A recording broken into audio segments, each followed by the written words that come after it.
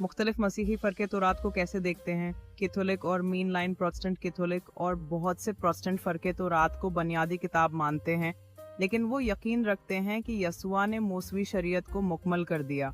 वो फ़ज़ल को कानून पर तरजीह देते हैं। जैसे ख़त रूमियों बाब 6 आयत 14 में लिखा है कि ईमानदार शरीयत के मातहत नहीं बल्कि फ़ज़ल के तहत हैं। 10 अहकाम को बुनियादी अखलाकी असूल माना जाता है, मगर कुर्बानी, गज़ाई कवानीन और दीगर रसूमात पर अमल नहीं किया जाता। इवेंजेलिकल फ़रक़े यस्वा पर ईमान को बुनियादी करार देते हैं, न कि तौरात की मुकम्मल पाबंदी को। वो अक्सर मत्ती बाब 5 आयत 17 को बयान करते हैं, जहाँ यस्वा फरमाते हैं, मत समझो कि मैं शरीयत या नबियों को मनसूख करने आया हूँ। मैं मनसूख करने नहीं बल्कि पूरा करने आया हूँ।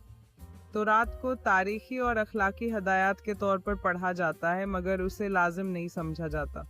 मसीही यहूदियत, मैसायनिक जूडाइज़्म। मसीही यहूदी यस्वा को मसीह मानते हैं, लेकिन तौरात पर अमल भी जारी रखते हैं। वो सब्त, कोशर कवानीन और यहूदी त्यौहार मनाते हैं और उसे मसीही ईमान का हिस्सा समझते हैं। उनका नज़रिया ये है कि यस्वा ने तौरात को मनसूख नहीं किया बल्कि उसका हकीकी मतलब वाज़ेह किया।